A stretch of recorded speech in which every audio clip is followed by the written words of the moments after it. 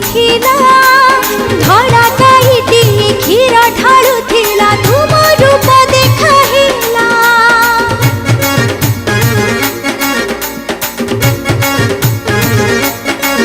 ହଁ ଆମ୍ବ ତୋଟା ମୂଳେ ଘନ ଜଙ୍ଗଲରେ ବାବା ତୁମ ଶକ୍ତି ଥିଲା।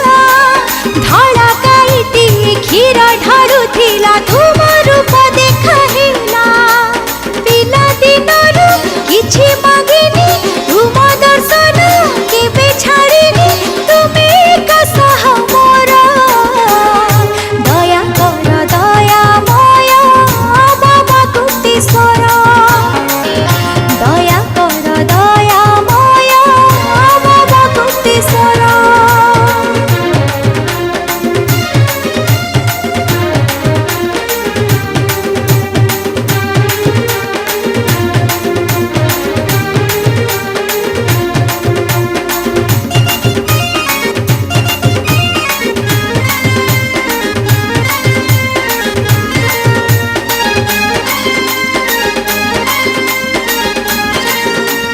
पल्टनकु पुरी जीवा पाई हेले पड़िछिल